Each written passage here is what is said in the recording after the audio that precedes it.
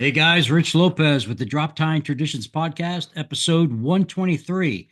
On with me this evening is Mr. Don Higgins of Real World, um, well, actually, Chasing Giants podcast, to be quite honest, and Real World products. Don, how are you tonight? I'm good. Hey, Rich. Good. So before we get into it, I want to recognize our supporters: Traps Feather Rests, Traditional Bowhunter Magazine, Salk Trail Archery, StickbowSupplies.com, Whiskey City Trad Gear.com, Jesse Savage Blacksmith.com, TraditionalJunk.com. I got a lot of .coms coming.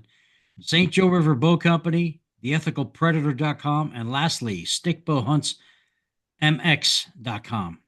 So, Don, if we could start off, can you just give us a brief bio or background? Are you originally an Illinois guy?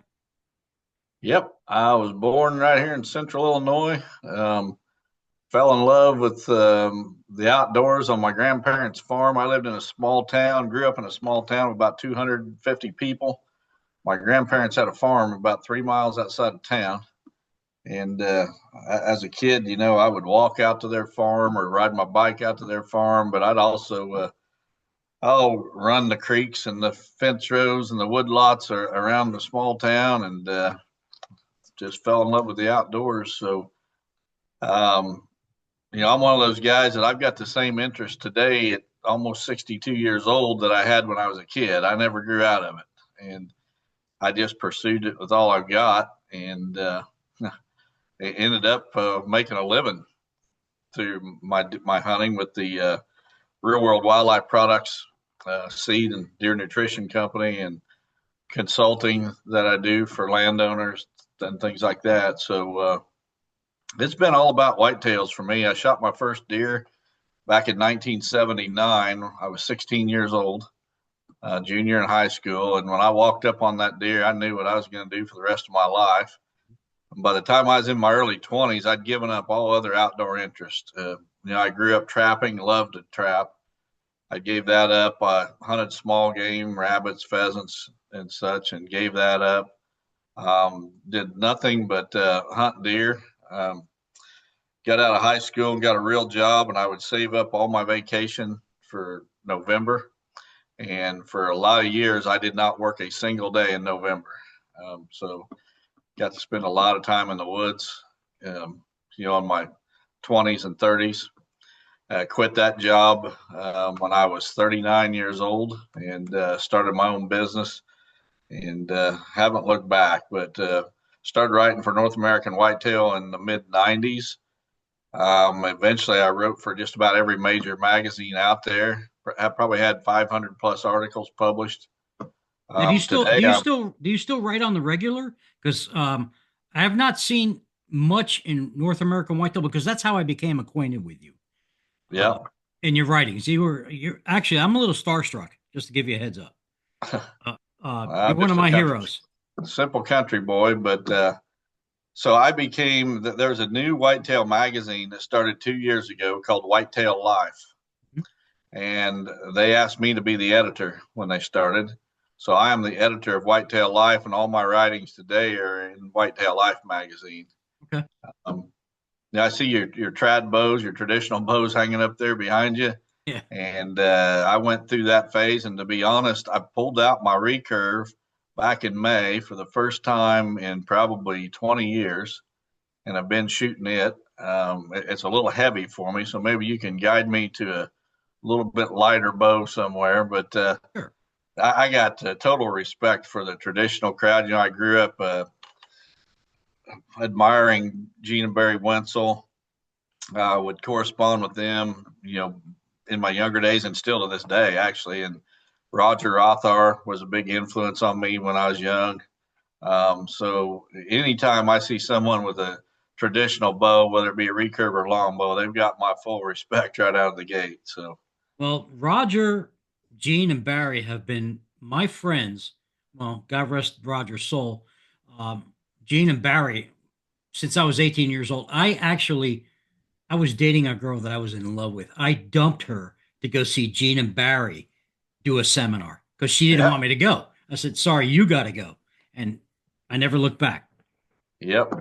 Well, Gene's been to my house, and I've hung out with him at several different events. Never got to hunt with him, but share emails back and forth. And back in the day, we'd share handwritten letters. I mean, Oh, yeah. probably at the same time that you was corresponding with him, which would have been in the early '80s. Yeah. Yeah, early '80s. Hmm. That's when it started. So Did I've he known those did, guys. did he ever send you cassette tapes? Oh yeah, Yeah, absolutely. I still That he have would mine. talk into. Yeah. Yeah. I had a big pile of letters and those cassette tapes and everything, and a box in the house we was living in sprung a leak in the roof, and it ruined all Uh, that stuff. And I was heartbroken because I mean I'd saved that stuff for years, mhm. and then it was several years ago that happened. But I yeah, save I save everything too that you sent this yeah, to me in 2007, and I've been a major fan ever since. And I follow well, you and your podcast and your stuff on YouTube. Actually, I was watching the Travel Corridor episode today where you wanted to connect those two wood lines, yeah. and that was very interesting. I don't have access to land anymore, so it's just I'm living vicariously through you. Well, I appreciate the support, and I tell everybody I'm just a simple country boy, no better than anybody else. And the if people really knew my story, when my wife and I were first married, we were dirt poor. I mean, we were so poor we had our electricity shut off multiple times because we didn't Hmm. have the money to pay the bill, and the phone shut off. And my wife would go to the grocery store and have to take a calculator because she might only have $20 to spend. And every time she put something in the cart, she would add it up to make sure she didn't go over $20. Um, people look at me today and they think, well, I can't relate to that guy because he's got his own farm, or his own hunting property. And if people just knew where I came from, I probably started with less than what they got, and I Well, just kept plugging and what did away. that take? 40 years? You know? Now, every bit of 40 years, Yeah. really, I was in my mid to late 50s before things really started coming together. And to be honest, it really didn't explode until, about well, there was two major periods where things really took off for me. One was 2017. I shot two bucks in 2017 on back-to-back hunts. One of them scored 206, and the very next hunt I shot a 193, two different properties, and those two bucks totaled 400 inches of antler, and it made Fox News. I was on the Fox News website, but at that point, my consulting business just exploded. And then in 2020, when COVID hit, my business really the seed business really exploded. And we'd already been in business at that point for 12 years, but and we'd grown some each year. But that year when COVID hit, we grew by 54%. And then the very next year, we grew by 37% on top of that. And so things really didn't fall in place for me until my late 50s. And I just wish everybody knew that because I think they look at me and think, well, there's a guy that the only reason he shoots big deer is because he's got this tricked out farm and blah, blah, blah. And Uh, some of my best bucks didn't even come on, they came on permission properties. I've followed you forever. And I know I've seen your photos from as a teenager, your first buck, and then the bucks after that. And things have progressed, obviously, since then. And it's amazing how the knowledge you've attained. Now, did you go to college for any of this stuff? Yeah, as far as Uh, learning the seed business or I did not, but I always had an interest, a keen interest in agriculture as well as wildlife. So I've always had livestock, beef cattle or whatever. I've had beef cattle for a long, long time. And, a lot of my deer management approach has come from lessons I learned with the beef cattle and just applied some common sense. But it's been my only passion in life. I never had, I haven't fished in forever. I think the last time I went fishing, my daughter was 2 or 3 years old and she was afraid of the fish and never wanted to go again. And today she's 33. So it's been like almost 30 years since I've been fishing. It's just my passion is deer and especially big deer and just, trying to unravel that mystery of how those deer stay alive and survive when everybody out there is trying to kill them. And I've still got a lot to learn. I mean, when I was younger in my late 20s and 30s, I thought I was figuring things out, and I thought I was, you know, really something in the whitetail world. But the older I get, the more I realize how little I really know. Exactly. I'm here in Florida. I think when I first started corresponding with you by email, I was living in Maryland, and I was really connecting the dots and killing some big bucks, because Maryland is known for having some decent deer Yep. in certain areas. Here in Florida, there's nothing here I even want to even pursue. Uh-huh. So I still keep my contacts up north. So I travel a lot, Uh-huh. and I don't have access to change things on land, but I have a friend of mine who his family has allowed me to hunt that farm for last 25 years, and we talk all the time, and he's doing some management issues there, and I turned him on to you, Okay. and he's really digging some stuff. I mean, we went over the hinge cutting. Oh my God, little overkill on that, but you know how Yeah. that can go. Yeah, yeah. Yeah. Um, Well, Now create years ago, quality. it's it's Uh, it's it's insane. yeah, I'm really into the habitat as much as anything. If I'd never kill another deer, I'll be fine. I've killed more than my fair share. I just love creating quality habitat and sitting back in a tree and just watching the various critters utilize something that I've created. And Yeah. Hmm. I Watching don't think, watching your creation grow and just yeah, there you thrive. go. That's amazing.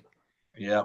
I feel sorry for guys that never get to that point. We mature as hunters, but a lot of people stop that maturity process somewhere along the way, or they quit hunting before they get to where we are.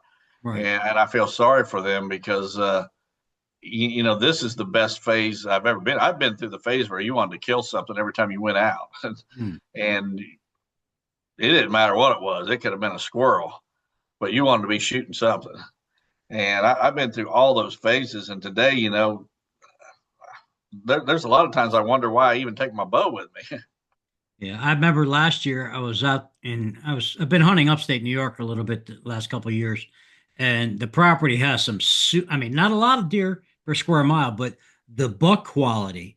I mean, I got onto a monster non-typical, and I spent more time photographing that deer because he would never come near me Uh-huh. than anything else, and I got more excited about that. And Uh, the last day, the last 10 minutes of light, I had a shot at a beautiful 8 pointer, and I hit the tree. yeah. Well, the cameras bring a whole nother aspect into it. And I get as much thrill as running those cameras as anything too, because that helps you unravel the mystery. And the other day I got a picture of a buck that I'd never seen before. And so I started looking at past year's trail camera pictures, and I found a picture of that buck that was 4.5 miles away from where I just got his picture. And things like that are really intriguing. So then I get on, Onyx app, and I start tracing the likely travel route that buck took between the 2 points. And it's things like that that really intrigue me. How does that deer cover that territory? Mhm. Well, What did we do 20 years ago? 20 years ago, it was all about woodsmanship. Right. And I'm glad that I grew up when I did. I would hate to be a young guy today having all that technology at my fingertips, because I think a lot of those guys don't learn woodsmanship. And, guys our age, we learned to be woodsmen before all this hit. Yeah. And we just took those tools and we applied them in various ways. And I think most guys our age are trying our best to be ethical about all that we do, and especially when it comes to technology.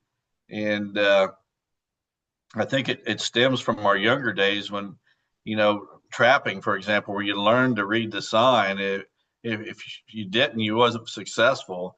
Um, we didn't have the internet to go to for how-to videos. We didn't have trail cameras. We didn't have food plots. You learn to read the sign and read the woods and read the terrain and put you in the right spot. And the learning curve was it was steep. I mean, Yeah. there was a lot more failures than there were successes. And then as we got older and the technology advanced, um, we knew so much as woodsmen that we could apply that and take things to even a new level. But yet we did it without, we'd already been past that kill them stage, where you got to kill them all when we brought this technology in. So I'm glad that I grew up in the era that I did. Yep. But I'm also, I appreciate the things like trail cameras today because it's extended my season.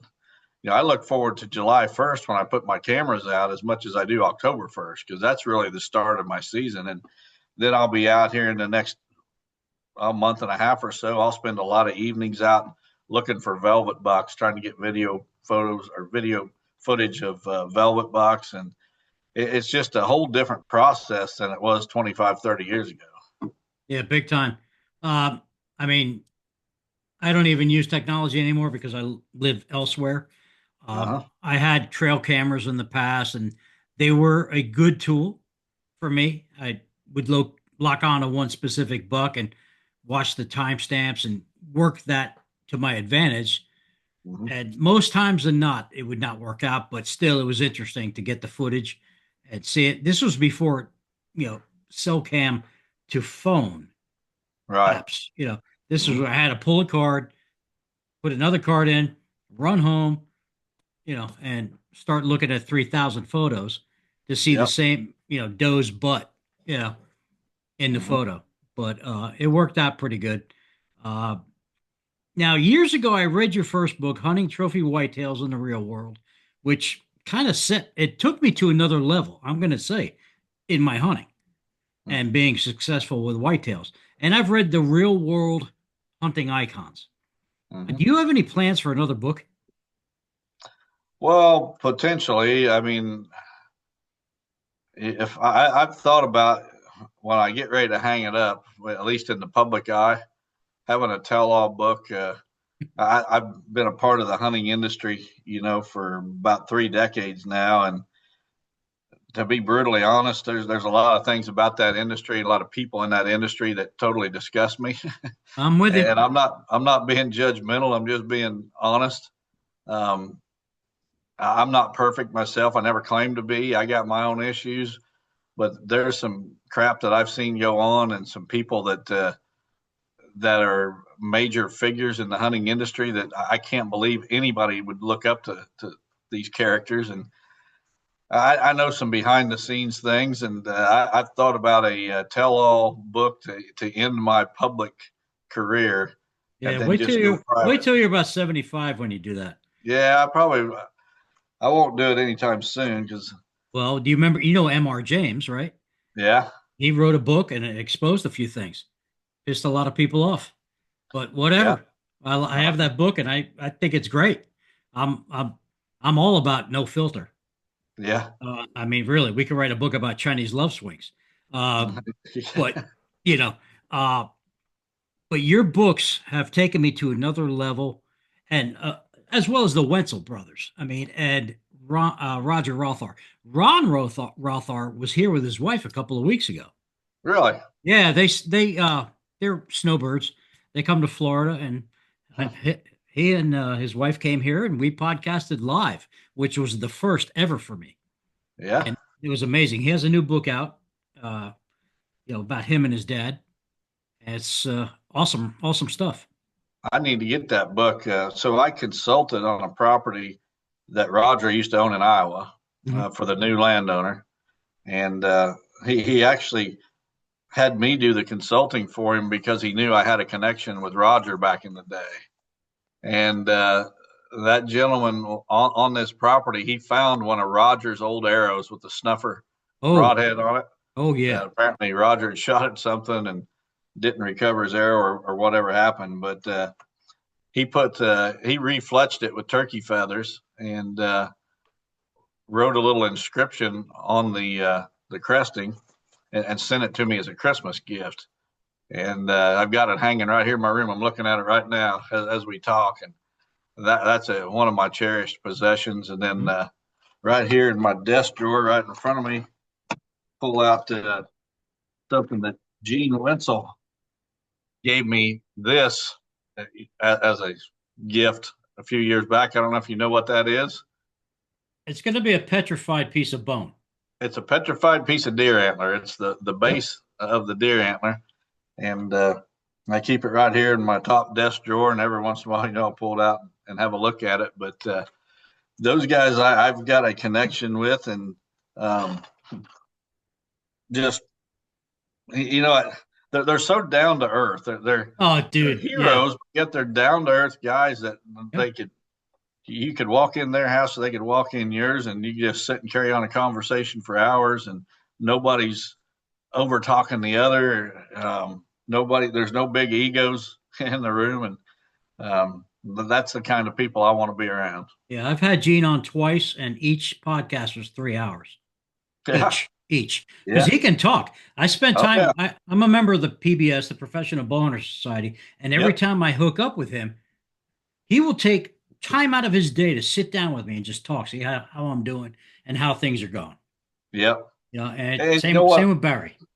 What I admire most about Gene is that there's a lot of things that the general public probably doesn't realize about him. I mean, he's got strong Christian values, and he does things for young kids to get them on the right track, keep them on the right track. I think he goes to it's a church camp or something, or he takes these younger guys out on a camping trip and then tries to instill some values in them.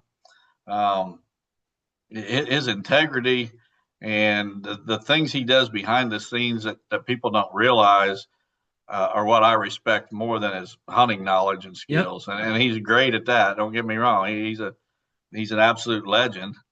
Um, he probably he's probably of the three, him, Barry, and Roger. He's probably the one that did the most to lead the modern whitetail era, if you will. Mhm. Um, but it's that's not why I respect him the most. It's the other things, the way he's taking care of his wife, for example, and Yeah, Donna. she's suffered with Alzheimer's for a number of years now, and just totally devoted to her. And I just can't say enough good things about him. Yeah, absolutely. I got a little story for you. A couple of years ago, my wife and I were trying to come into a Christian based lifestyle. She's Pentecostal. I'm Roman Catholic. We're talking about oil and vinegar here. Yeah, Yeah. So we hooked up with a Southern Baptist church in Maryland, and it turned out I liked it.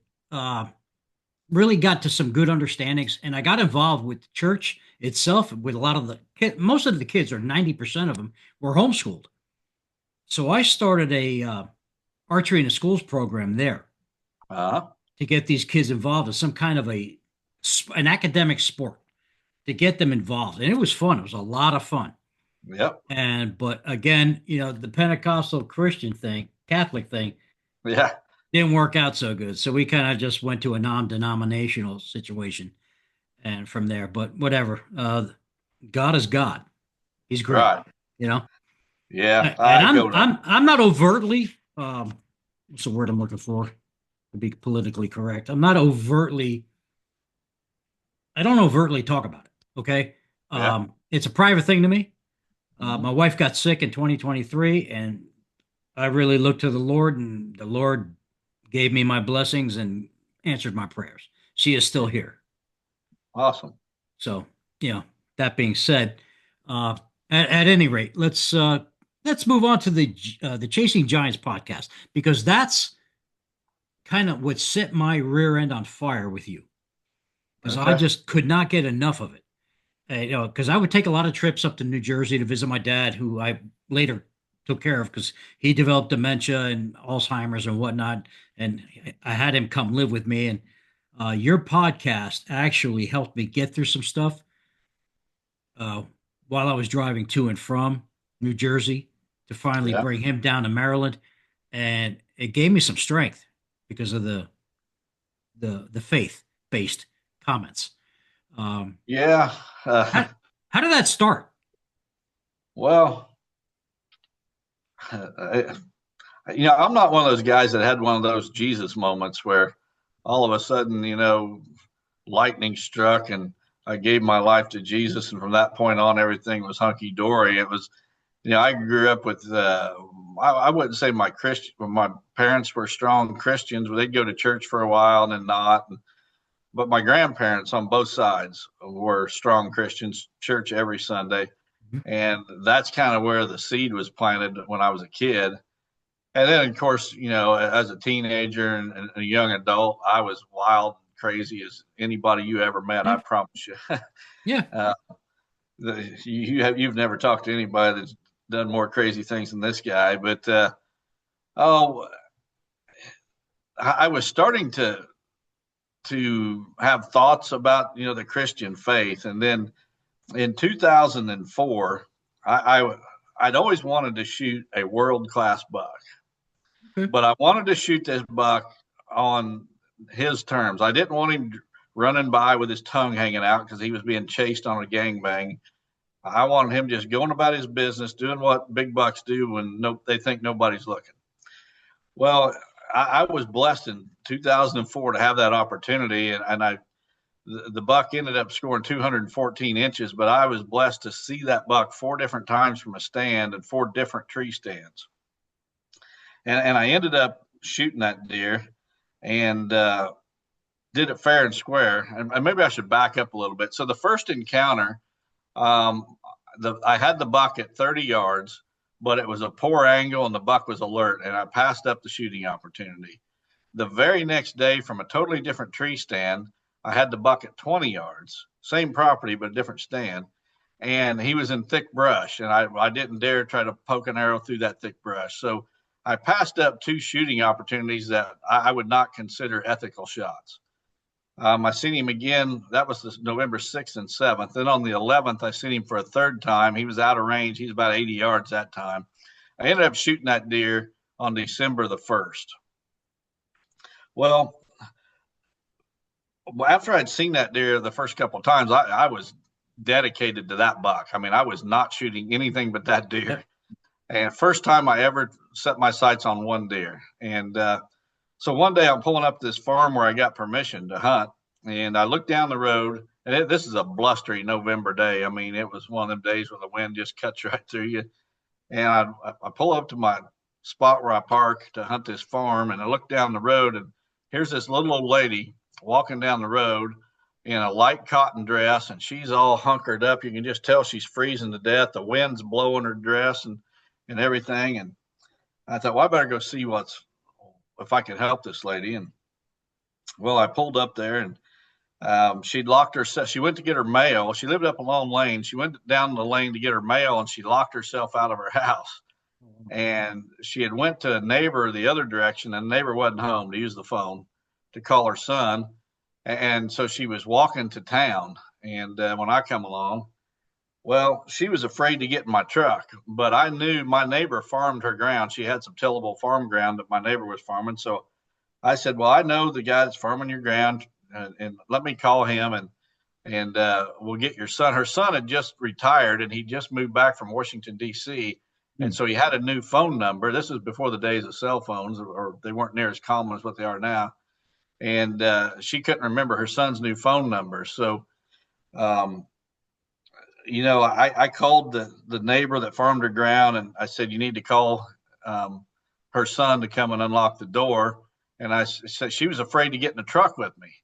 And so I handed her the phone, and I said, I told the farmer, I said, tell her that it's safe to get in my truck. I'll take her up to her house, and I'll wait there till her son gets there. Well, he convinced her to get in the truck with me. I drove back up to her house, and she starts to get out of the truck, and her farm was right next to this farm where I'd been seeing this big deer. And I knew the deer ran her property too. And she starts to get out, and I said, no, you just stay here. I'm going to sit right here where you can sit in here where it's warm till your son gets here. And she says, oh, you got probably better things to do than sit here with me. And I said, no, I was just going deer hunting. I said, I'll just sit here till your son gets here. And she says, I'll never forget her words. She says, oh, you're a deer hunter? I wish somebody would come here and shoot some of my deer. Oh, They get boy. in my garden all the time. And I'm like, I'll be back tomorrow. Yeah. Because I knew that buck was on her farm. And So her son shows up, unlocks the door, and I shake his hand, meet him, and as I'm getting back in my truck, she's pointing her. This lady is probably pushing 90 years old, and she's pointing her finger at me and says, "You better come back tomorrow, like you said you would." Uh, Lady, Oh I'll be yeah. back. You Your can count. your word is gospel to these elderly people. Oh yeah. Mhm. So anyway, I ended up shooting that buck on her farm. Well, the neighbors on the other side from where I'd been hunting had seen the buck also. And they knew that this lady and her husband had just passed away that summer, and they had never allowed hunting up to this point. I was the first white man to ever hunt that farm, probably. And so they found out I shot that buck on her farm, and they're just assuming I did not have permission. And they Mm. called the law on me, and Oh, the it law go. says, It blew up. "Oh yeah." So the story's in the book. You probably read the story. Yeah, I have. The the uh, the game warden comes out. I show him where I shot the deer. He tells me he believes me because the evidence is there to support what I'm telling him. Blah blah blah. Well, wasn't it in North American Whitetail? Yeah, it was. Yeah, yeah. Yeah. So anyway, he ends up confiscating my deer anyway, and says, well, basically he wanted to come back to my house and he wanted to hang the deer up and skin it out, and he would leave me the meat and take the hide and horns. I'm like, well, why do you need the head and horns? And he said, well, for evidence. I said, okay, let's skin this thing out and you take the meat for evidence and I'll keep the heads and horns. Yeah. And his exact words were, no, the head and horns is what everybody wants. And I said, what do you mean everybody wants? He says, well, you obviously want them. The other neighbor wants them.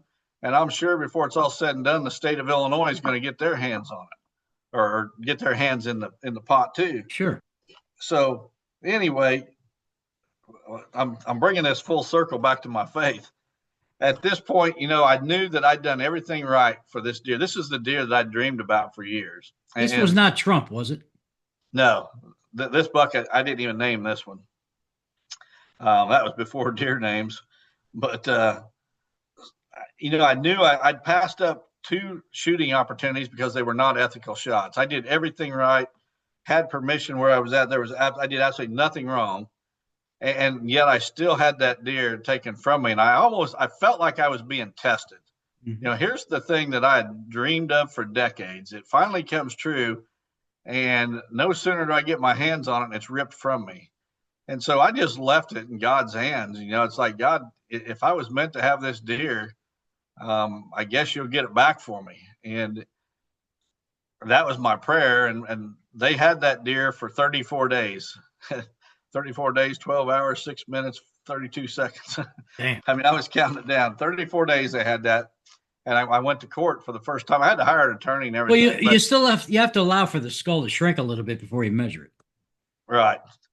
But anyway, I ended up walking into court and getting my deer back the first day and all that. But I put my faith in God because that dream had come true, and yet it was yanked away. And I felt like I was being tested. And that event kind of put me on the path to building my faith. And from then on, I started trusting scripture that I'd read.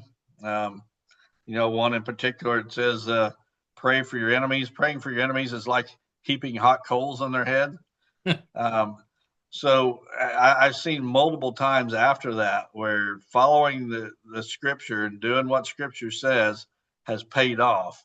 And what I realized over time was, most of the time we think seeing is believing. We got to see something. It's our human nature. We got to see something to believe it. But with Christianity, believing, you believe first. And the more you believe, the stronger your faith is, the more he reveals himself, and it becomes so obvious, but it starts with believing. Yes, things happen, and there's no explanation why. It just happens. Right. And, being a former Roman Catholic altar boy, they don't teach a lot of that in the Catholic religion. It's just all, smoke and mirrors, in my opinion. But it gets deeper than that the more you look into it. The stronger your faith becomes, the more you trust in him, the more he will reveal himself. There is absolutely no doubt. I've lived it. I've seen it firsthand. Yep. And it makes it easy to believe after you've seen some things, but he's not going to reveal himself until you got to have faith. It starts with faith. You have to put the work in yourself. Yep. So yeah, absolutely. That's awesome. Um, so I'm gonna change gears a little bit, and I warned you about this in the beginning, and Yep. we've already gone off script, so which is fine. Um, so you had pen raised deer at one time, am I wrong or correct? I did. Okay. Yep. Can you tell us about that venture? What was that like? Absolutely. Yeah. So I was in, oh, let's see. I was in my 30s and just ate up with whitetails. And I wanted to know all I could about them. And I got the crazy idea that I'd seen these deer fawns advertised in a local magazine for sale, that this guy raised captive deer and he was selling fawns. And that just intrigued me. And I went and visited his farm and seen this guy hand feeding these deer and things. And he was talking about how much he learned that from those deer that helped him as a hunter. Okay. And so I had the idea of, by golly, I'm going to do that. So we did. We never had that many at one time. I mean, I think the most we might have ever had at one time would have been maybe 30 some, but may sound like a lot, but it's really not. But the whole reason for getting them was to learn more and become a better deer hunter. But I did my own experiments. I wouldn't call them scientific experiments, but like with nutrition and genetics, um, just to learn more about them. So a lot of the things that I talk about on the Chasing Giants podcast are things I learned from the captive deer. There's no doubt those captive deer helped me become a much better deer hunter. But I kind of got sickened by that whole industry as well, and got rid of all those deer. Sold them all back in 2017 was the last year that I had them. So about 8 years ago, I got rid of those. Now, were you able to manipulate the antler genetics at all? Well, I actually, for a number of years, I had those deer about 20 years, maybe a little more than 20 years. And there was a lot of years that I was doing artificial breeding. I wasn't breeding them, with a live buck that I had on the farm. I was buying semen from some of the biggest bucks in captivity and artificially breeding my does. And I learned some really interesting things about antler genetics. So there's certain traits that are very easy to breed for. They're very heritable, and others are really hard to breed for. So antler mass is very easy to breed for. Yeah. You can create mass in a line of deer very easy, antler mass.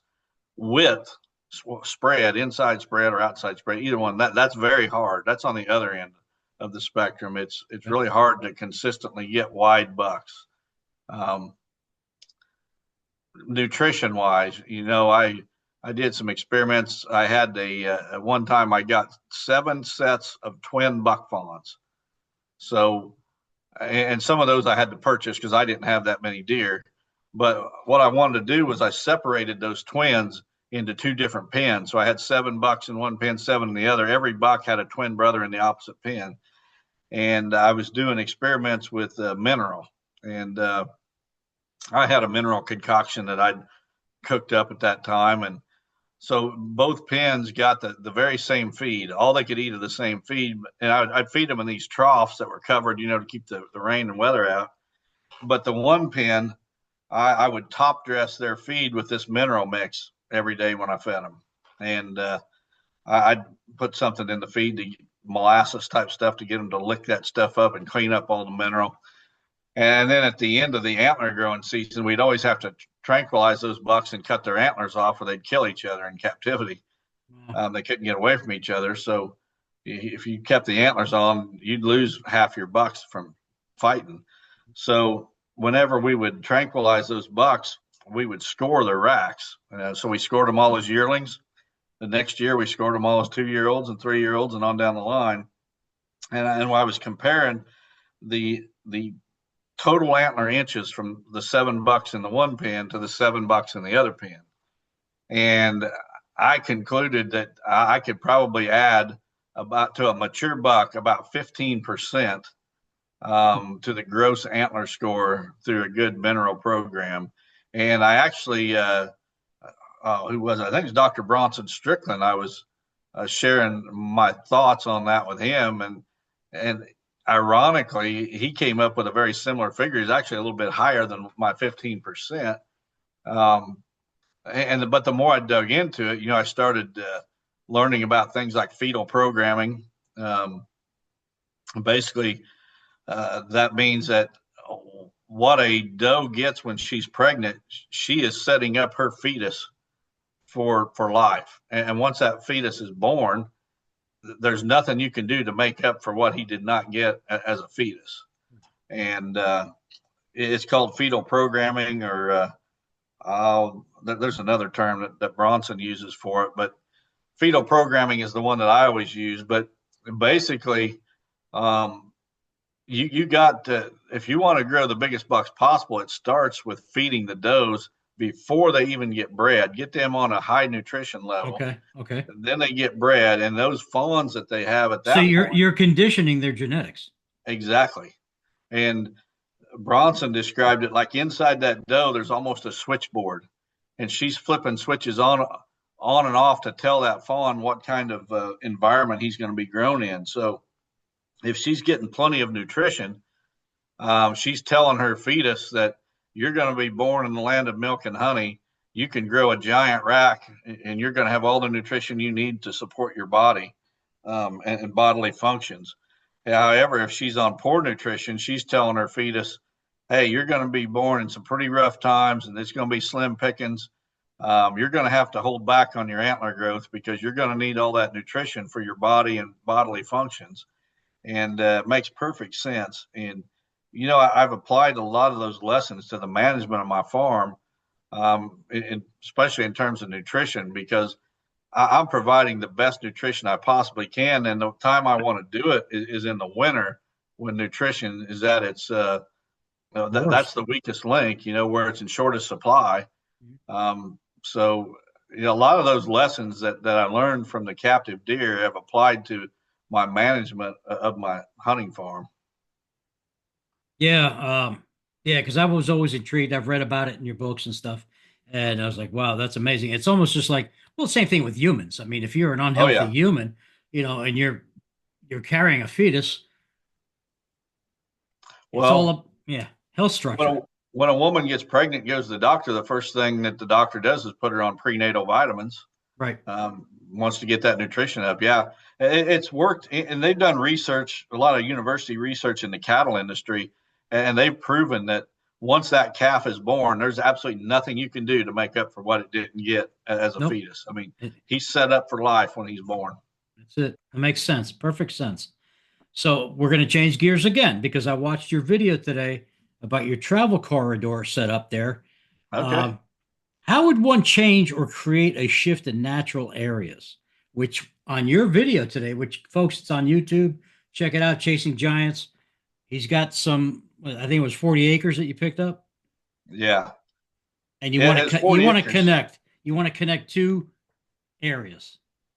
Yeah, so I own two different properties that were separated by maybe between a quarter and a half a mile, and it was open farm country for the most part. I wanted to connect all that together, um, so that the deer could travel that entire length and spend their time doing that instead of going to the neighbors and getting killed.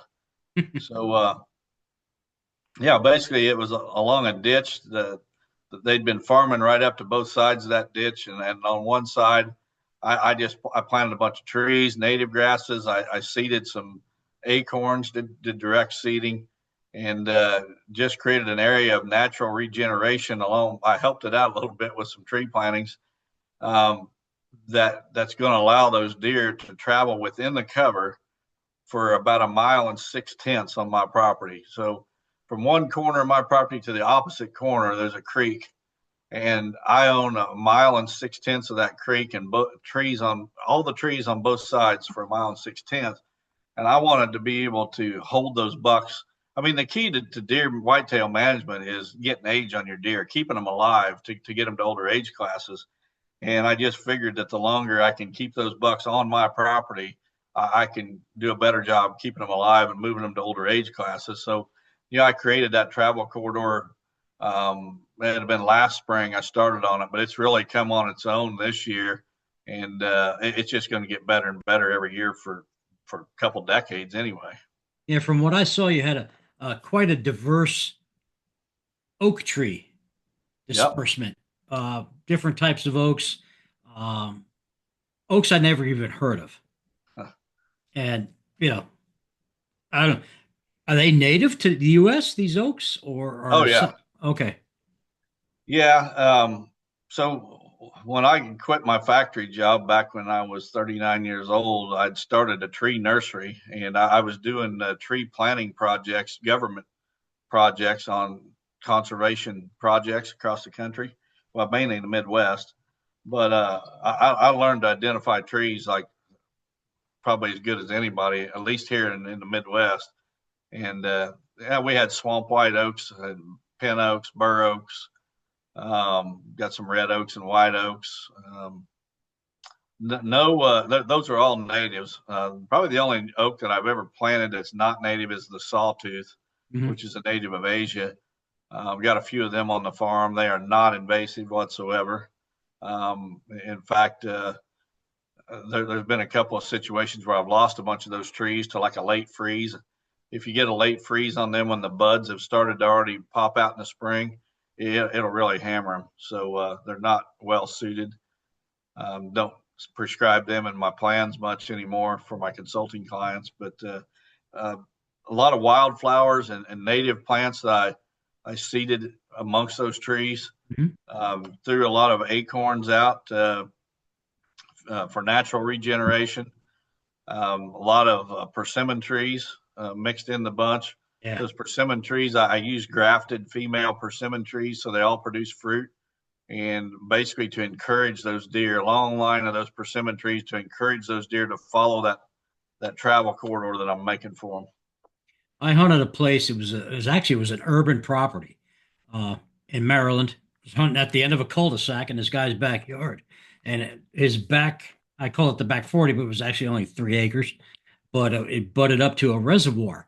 But he had planted persimmon trees years ago, Mm-hmm. and man, they hammered the hell out of those things.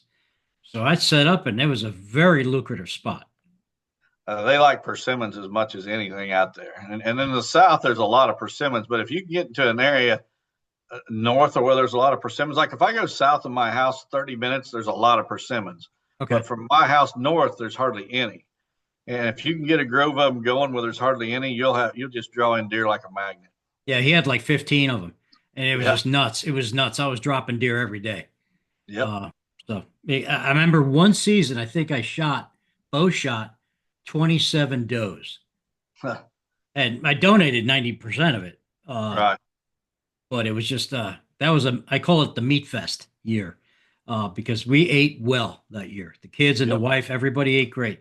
My wife is now semi-vegan, so it's like, oh well, uh, I'm the only meat eater anymore. Yeah. But my grandson did kill a nice buck last year, 2 years ago, at nine Good years deal. old. Yep, Yeah. Awesome. with the bow. So let's talk about what I think you love to talk about: human intrusion. Yeah. Yeah, Well, that's a real butt biter, if you will, uh, when you're trying to get things going on a property. I know people that just totally just drive their four wheelers or ATVs through the woods like it's nothing, like they're in a theme park, and I'm like, get out of there! Do not, yeah. I don't Well, a talk. mature buck, he wants seclusion and freedom of human intrusion more than anything. Mhm. He can, wait till it's dark and get out of his bed and walk a mile to a prime food source into the cover of darkness, and he will. But when that sun comes up, he wants to be where he feels the safest within his range. And any human activity is going to remove that safety factor in his mind. So you've got to eliminate human intrusion if you want to have mature bucks on the property, whether you own it or you're just hunting it, either one. So how do you do that when you're hunting? Well, Right. you got to watch your access routes getting to your stands. You got to play the wind. give the deer the heart of the cover, hunt the edges, and let them have the heart of the cover. But that's absolutely critical for shooting mature bucks. Yeah, and it's like killing big bucks on exclusive private land. The human intrusion is more critical because in public land, you really can't control any of that. Right. Um, so when you're dealing with a big buck in a sanctuary, you stay out until it's time to hunt, hang cameras, or within or outside them. I mean, when do you generally hang your stands and put stuff out? I do that in the postseason, right after season closes. Okay. Before it greens up in the spring, I've got my stand work done. I trim my shooting lanes, whatever. I'd never hunt in the sanctuary. I'd never put trail cameras in the sanctuary. I'll have them out on the edges. Even if I am getting the buck's picture at night, that's fine. I just want to know he's there. Right. I'll figure out how to kill him. I don't need that camera to tell me how to kill him. I just need that camera to tell me he's there or not, or what bucks are there on a property. So a sanctuary, I'm telling you, I give them total respect. If I go into a sanctuary, it's because I shot a deer and he ran in there and I got to recover it, Right. or I'm doing habitat work in the off season, or I'll do one shed antler hunt in the spring and only one. Yeah. I totally agree with that. Now let's switch gears again. I remember back in the day when scent lock was introduced, I bought into that like everybody else, went nuts, passed wind in a tree stand. If I could smell my own gas, Yeah, it's not working. right. What are your thoughts on scent control anymore? Basically, I just hunt the wind now. That's all I do. If somebody showed up at my house, they would be shocked at where my hunting clothes are. They're piled in a pile in my garage. Right. And you know what? It doesn't matter how bad they smell. If that deer is not downwind of me, he's not smelling me. And I used to do everything. I did everything. I mean, I took a bottle to pee into the woods with me. Same here. I took a chlorophyll tablets. Those chlorophyll tablets, I took Yep. them. I did the Fisohex, scent lock. wash and Fisohex. Oh yeah, everything. I did Yeah. everything you possibly could, and I still got smelled. So when I do seminars today and I get these questions, I throw a question back to the audience. I say, how many people here use some form of scent control, either the sprays or soaps or scent elimination clothing or whatever? How many use some form of scent control? Yep. Every hand goes up. Yep. Me And then I too. say, how many of you have been winded in the woods? Every hand goes up. Yeah. I said, same with me. That stuff don't work. I mean, you see these guys saying, well, I had these deer downwind of me and they didn't smell me, so I know my scent regimen works. I say, bull, what happened was that the thermals were rising and it rose above those deer. If I'd shot deer straight downwind of me, but I was up high enough and those deer were close enough that my scent blew right over the top of their backs. They didn't even know I was there, even though they was downwind. And I just don't believe it's possible to totally conceal human odor. Now you can cut it down. There's no doubt about that. And Right. instead of a deer smelling you at 100 yards, maybe he's got to be at 20 yards. But you can cut it down, but I don't believe you can eliminate it. And if Yeah, you could, put on a suit and go out and let's see if we can take a bloodhound and track you down. I guarantee you that bloodhound's going to find you. absolutely. I mean, I do watch my diet during the hunting season. I don't eat a lot of onions or garlic. Just a just a common sense approach. Because Mm-hmm. I when I eat that stuff, trust me, when I put my arm up, my wife goes, "Geez, what's wrong with you?" You know, Yeah. and she's sitting right next to me. Yep. So those things. Uh, Electronic scent control, ozonics. What's up with that stuff? I bought one of them a few years ago. I was going to use. I was hunting a piece of public ground, Mhm. and where I wanted to sit, I found a place I wanted to sit, but it was going to be really tricky. I needed a very, very specific wind, and if that wind would shift just a little bit, it was going to be probably game over. So I bought an ozonics and bought it this time of year in the summer. And I just could not bring myself to take it to the woods. I never took it to the woods a single time. I ended up selling it, never used it once. So whether those work or not, I have no idea. I'm going to guess to some degree they probably do, but I can't swear one way or the other. Right. I've read Roger Rothar's books. I've read the Wenzel boys' books, and everything is play the wind, play the wind, play the wind, Absolutely. and it's worked for me. and everything else is just a bad shot. you know, so interesting stuff. So now I'm of the mindset, Don, to kill a big buck, the wind should mostly be wrong for me or the hunter and mostly right for the buck. What are your thoughts on wind versus hunting a particular stand? Well, I guarantee you, I know the wind direction every time I go to the woods, Okay. and I've just kind of trained myself over the years that I'm driving down the road, I'm looking at every flag I see, every smoke. Something's burning. On which way's the smoke going? Leaves blowing across the ground. I'm always noting wind direction, and that's just from decades of deer hunting and playing the wind. And yeah, I like a wind that's quartering into the buck's nose. And if it's quartering into his nose, you can get off to the one side of the trail, and he can be really comfortable.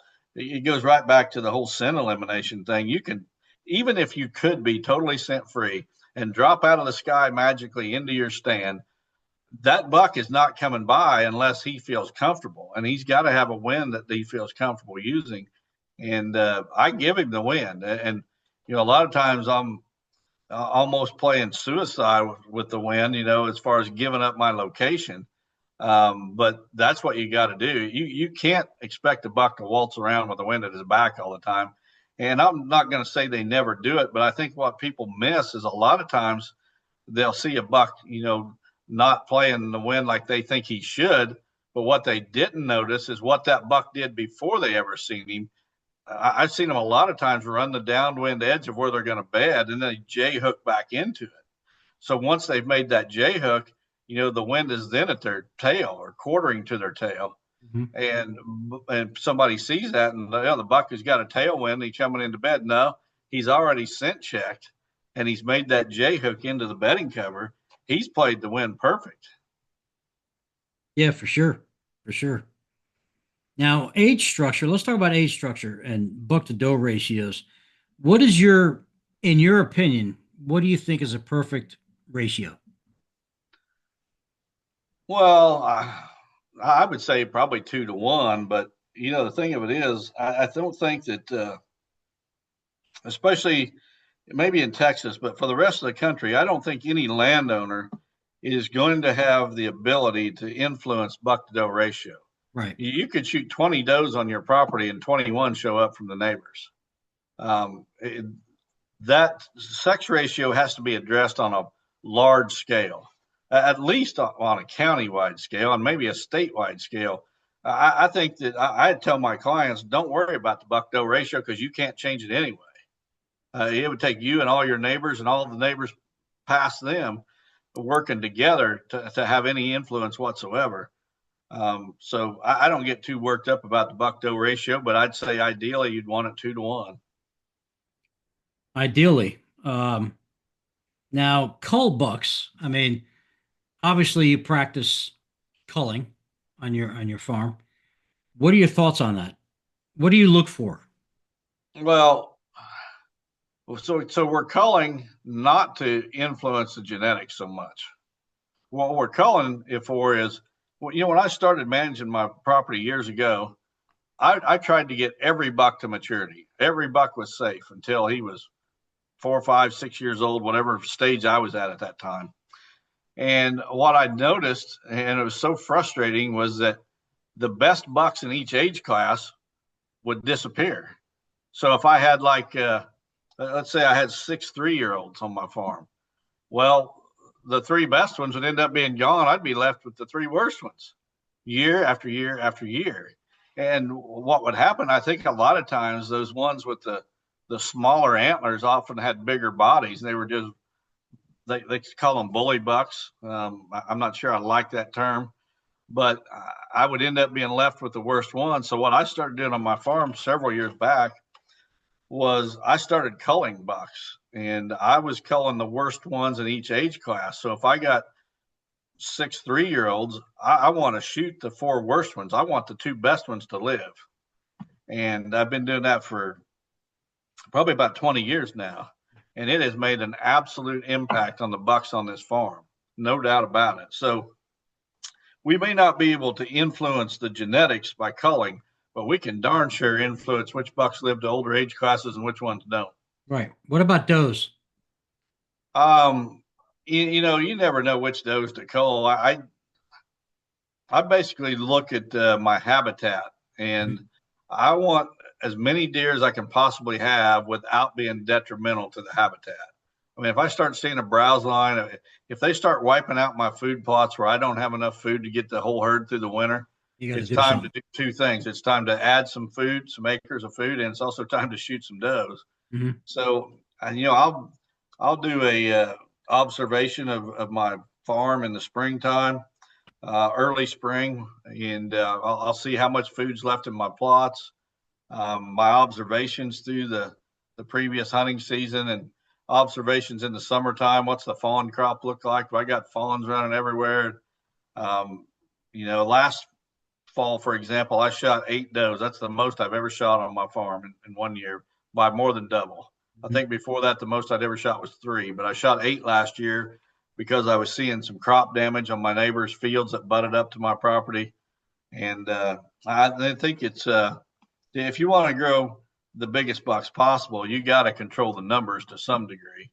That doesn't mean you can't have a lot of does and have big bucks. You can, but if you want to maximize it, take it to the maximum, you know, um, potential for any property, then you need to control your deer numbers. Agreed. Agreed. So let's get to the meat and potatoes of why we're really originally talking. Okay. 200-inch bucks.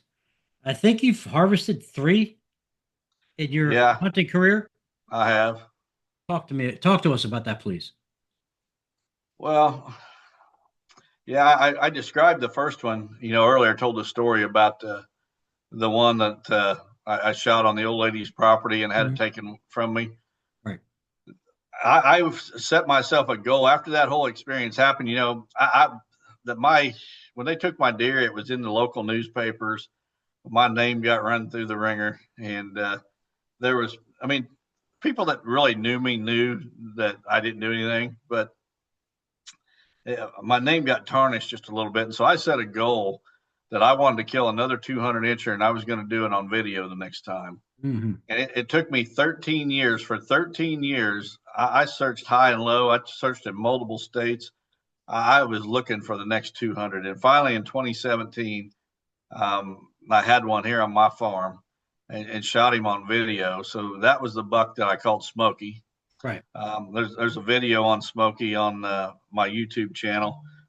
Got that shot on film and the recovery on film and the whole thing.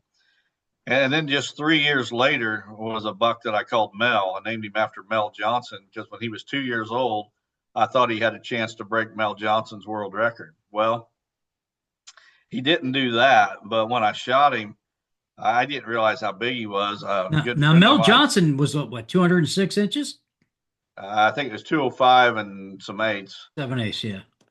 But anyway, I named that buck after Mel Johnson when he was a 2 year old My because God. he had a clean 6x6 rack that would have probably scored 150 some inches at 2 years old. And I knew he was a 2 year old because I knew him from the year before when he was a yearling. As a yearling, he had a clean, perfect 10-point rack, little spindly thing. Got one of his sheds here in my room. But so after I'd shot him, a good friend of mine, Tim Walmsley's an official scorer for Boone and Crockett and Pope and Young, and he wanted to score it, and I took it to his place. And this is a good 6 months after I'd shot the deer.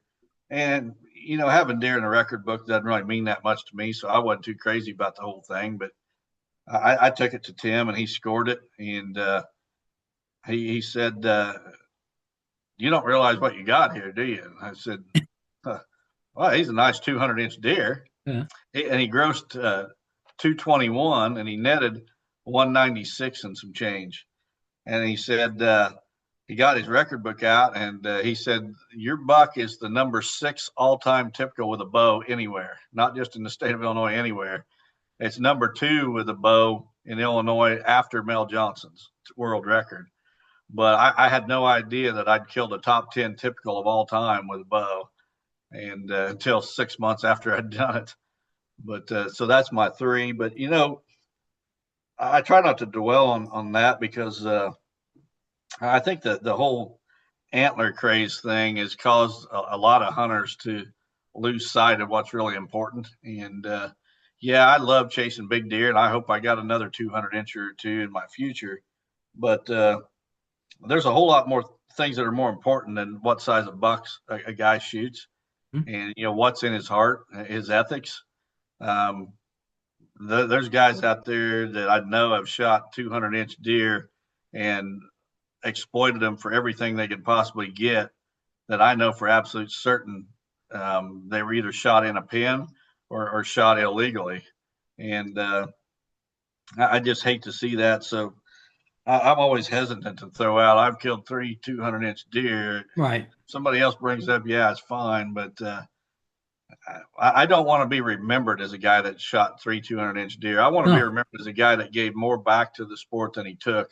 He gave more back to wildlife than he ever took. He created habitat not only for deer but Mhm. for a lot of other species, and that's what I want to be known for. Well, speaking of that, let's get into real world wildlife products and Don Higgins Outdoors. Tell us about that. Well, back in the farm I got was my grandparents' farm. My mom was actually born on the farm where I live, Mhm. and I've expanded that farm with some purchases of ground, small tracts that butted up to it. But I've been on this farm since birth, really. And when I got into the wildlife management, I started setting this farm up for wildlife. Probably it was about 30 some years ago. It was right after my grandparents passed, and my wife and I bought the farm from the estate and moved out to the farm. And I'd had some beef cattle, even though I didn't live on the farm. I had beef cattle on the farm that I'd drive out and take care of every day, and it wasn't real profitable. And my real interest was in whitetails and deer hunting, so I sold off the beef cattle and I turned the pasture into deer habitat. And I started planting food plots. And one thing I noticed with some of the commercially available food plot seeds at that time was I'd learned to read as a farm boy. I'd learned to read the label, the analysis tag, not just the pretty pictures on the bag and such. And I was seeing things like really poor germination rates, cheap fillers. They was using excess seed coating because that seed coating is cheaper than the seed. So there were some bags that had 50% seed coating in it. And I was going down the list of reasons why it was a poor product. Well, the real kicker came. I was part of a video group in the early 2000s called Real World Whitetails. Mhm. And back in those days, you could get sponsors easy. Everybody gets sponsors. They'd send you free product right and left. And that group, we contacted every food plot seed company in business at that time, all of them, even the biggest names, every one of them. And we asked for them to send us some of their product. We was going to plant them on our farms and side by side plots and see which ones the deer preferred. Well, the crazy thing happened is that everyone replied. Everyone was willing to send us free seed, but no one was going to send us free seed if we was going to plant it next to the competition. Nobody wanted their seed compared to the other guys. And a light bulb went off. I was like, the Yeah. reason these guys don't want to plant next to the competition is because they're all junk. And so the idea was born, let's start a seed company that's based on quality. And so Real World Wildlife Seed at that time was born. A few years later, we rebranded as Real World Wildlife Products when we added a deer mineral to the product lineup as well. But we went into business in 2008 after testing some various seed blends. Sales have grown every year. We now have about 300 dealers across the country, and it just continues to grow every year. I'm very interested in the giant miscanthus. It's Okay. like I've never heard of it until your podcast. And I was like, tell us about what is that? Well, it's a grass. It's not native, but it's also not invasive whatsoever. Wherever Okay. you plant it's where it's going to stay. They use it a lot for ornamental grasses, like in landscapes or a clump Okay. in somebody's front yard or whatever. But But I mean, your stuff is like 20 feet tall. well, it's more like 15, but Okay, I'm yeah, close. What's 5 feet, yeah. right? But it's got real heavy stalks like bamboo, so Okay. wind's not going to blow it over. It makes great screening cover, like if you need to screen your access to a blind or a stand location, Mhm. around the edge of a food plot, whatever. You don't plant it by seed. You plant a little piece of root called a Okay. rhizome. Okay. And yeah, we did some research on different varieties. We visited several universities where trials had been done for this stuff. They was actually growing it for biofuel. Hmm. Uh, they they cut it down, they bale it up in big round bales, and they would burn it in incinerators for biofuel. But we did some research on different varieties and found the one that we thought would do the best for screening purposes. Had a lot more leaf along with the strong stalks and just screened a whole lot better. And it's a patented variety that we are licensed to sell. Hmm. That patented variety as a real world giant miscanthus. So we've been selling it for probably about 5 or so years now, and sales grow every year as more and more people see it. Um, the stuff is absolutely giant. I mean, Yeah. I go I can online see and I look like, at the pictures. I'm like, wow. yeah, it looks like it's 20 feet tall in the Right. pictures. It's more like about 15. Okay. Great wind barrier. I mean, do the deer like it for bedding cover? Well, it's so thick that they don't bed in it so much. But what I've started doing is like in my switchgrass planting, I'll just plant clumps of this stuff. Okay. And what they'll do is they will bed against it. So their back is against this clump of miscanthus and they're facing out away from it. It kind of protects their backside. Mhm. And if the wind is at their back, it serves as a wind block as well. So I mix it in with bedding cover, but it's not a pure stand of miscanthus. Now, I know you're in Illinois, and I've hunted Illinois quite a bit. I hunted in Mendon, Illinois. Yep. Uh huh. Dude, man, talk about cold. January, and I Yeah, had a that's full, Adams County. yeah, and I had a full beard, and it was like I had like ice cubes hanging off my face. It Yep. weighed me down. But I saw some crazy huge bucks in that county that were just like bedded down, just hanging out in this cold weather. Like it didn't bother them because Yeah. they're built for it. Oh yeah. Yep. Just like the Canadian whitetails, they can handle it. Yeah, absolutely. It's amazing. It's amazing. I love Illinois. My wife's family's from Wisconsin. I hunt Wisconsin quite a bit, and it's just an amazing area of the United States that I'm in love with. Yep. Now, before I forget, are you a stand hunter or ground, or do you mix it up? I almost always stand. Okay. I just don't like sitting on the ground. I think you can't see near as well, and I like a bird's eye view of the whole woodland around me. Yeah, and now we're in our 60s. You still climbing with a climber, or are you using Well, I'll tell ladders? you what. I used to think that anybody used a ladder stand was a sissy, but I've got a lot of ladder stands anymore. Yeah. Yeah, I don't. I have a climber. I have a lone wolf climber I got from Yeah. Andre, and Mhm. when I'm feeling stealthy, I'll use it. Uh, Yep. Not so much here in Florida because there's not a lot of oaks that you can climb. Right. Palm trees aren't exactly attractive for that. Yep. Um, so, any favorite organizations that you support? I mean, I remember hearing of Lester's Feet on your Yep. podcast. What Mhm. about the United Bowhunters of Illinois? I do not. I had some issues with those guys years ago. Okay. Very elitist. Okay. They frowned upon anyone shooting a compound, so I did Really? not. Yep. Because I'm hearing actually it's changed a little bit. Okay. I'm Um, talking like 20 years, 25 years ago. yeah, lately I think it's changed. I was going to mention when you said you hunted at Minden, I was going to mention a gentleman's name that was a UBI leader back in those days that you might probably know. Throw it at me. Well, I probably better not on live Okay. podcast. Well, I'll do it you can after we're send me a text. okay. Um, yeah, I hunted with Tad Peter out there. Okay, that's not who I I've, was thinking of, but nah. Okay. So well, what's I in? will say this: there was some good guys in UBI at that time. A couple of guys that Mhm. I think were didn't toe the company line, if you will, as far as that strict line of no compounds. But there was a couple of leaders of the group that were hardcore. Yeah, there's a few still in there that are hardcore traditional, but I think they're like with the PBS. I mean,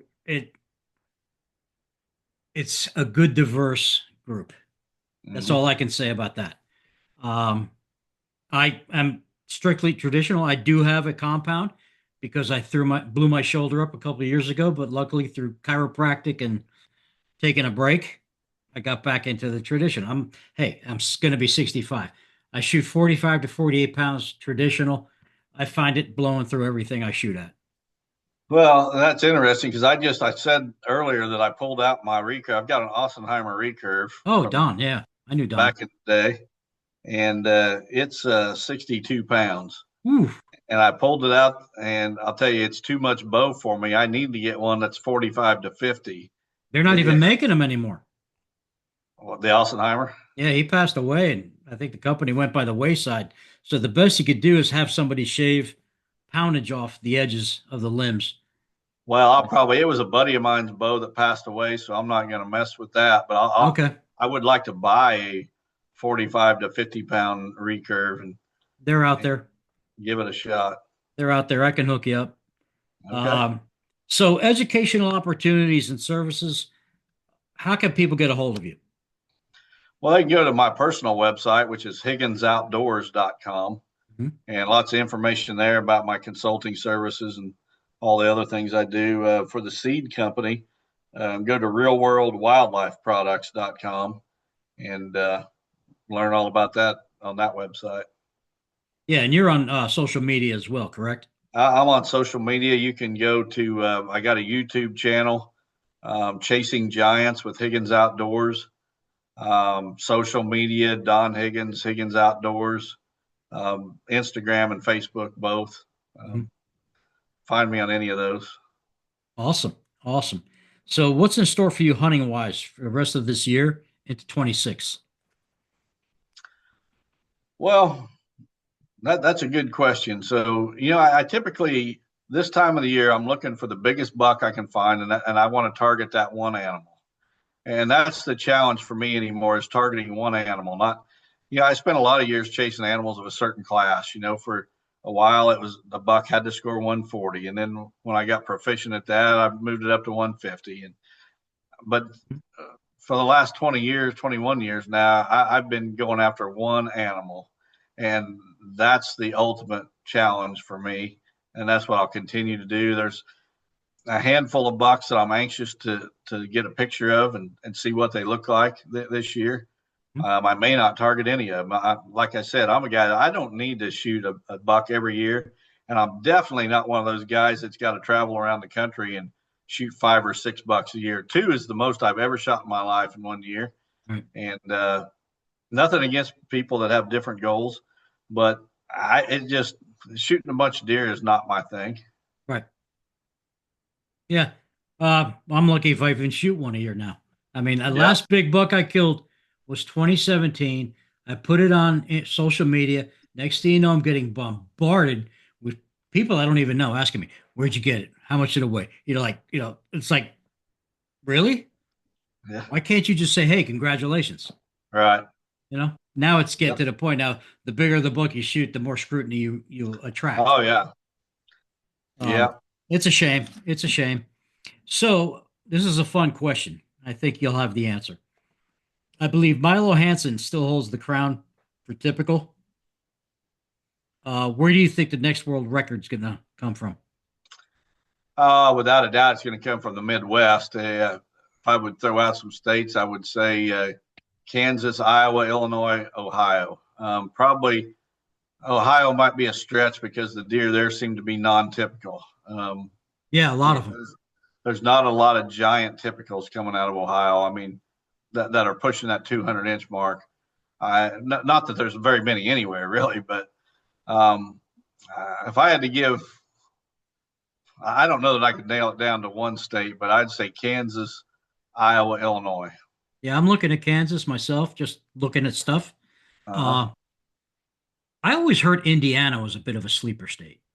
I think it is. I think they've got that gun season, a long gun season in the middle of November, which hurts them. They do have a 1 buck limit, which helps them, but it seems like anybody that wants to shoot a buck gets a buck because of the long rifle season. But if you get a sanctuary type area, an area that's off limits to hunting, a state park or something like that, where a buck can get some age on him, yeah, it can happen in Indiana. They actually I think the last cover of North American Whitetail had a giant non-typical from Indiana. There was the big typical that was shot there a year or two ago. Can't remember the guy's name, but there's been a lot of big ones come out of Indiana, so they could turn it around. And to be honest, I think Illinois has went downhill, without a doubt. It's went downhill, and Indiana's gotten a little better. There's not a whole lot of difference between Illinois and Indiana anymore. Mhm. Yeah. And I think Wisconsin was over hunted for a long time. Especially the bluff country and all that stuff. Yeah. Um, I'm looking at Kansas. I think Kansas is going to pull it off. They've had a couple of killer bucks, monster, heavy, wide deer come out of that state recently, and I just followed up. I mean, North American whitetail is kind of our little Bible, if you will, for the whitetail world, but it is inundated with advertisement. It's not the same magazine as it was 20 years ago. Right. And Yeah. I've collected them. I've got boxes of them. So I'll look at that. I'll read that one in my old age and just while I'm Yep. wearing a diaper, looking at this stuff, and I'll be like, oh man, I remember those days. Kansas could very well be it. I think they're getting better at their management. They now a non-resident has to draw, Hmm. and don't think it's been like that very long. Maybe the last 2 or 3 years. So they're limiting the non-residents, which I think is huge. Otherwise, if you get a state that starts popping up regular, it's going to get flooded with non-residents. Oh yeah.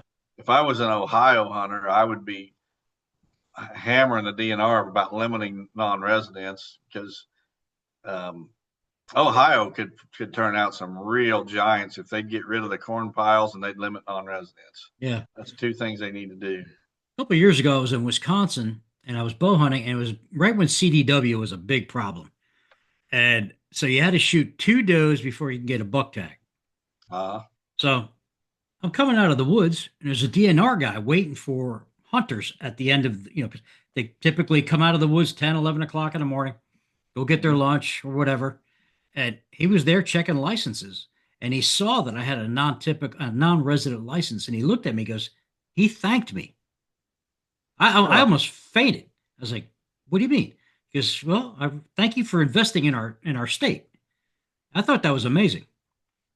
And Well, it was great because, I mean, I passed up a bunch of smaller does, and a monster 12 pointer walks past me broadside at 12 yards. I couldn't shoot it.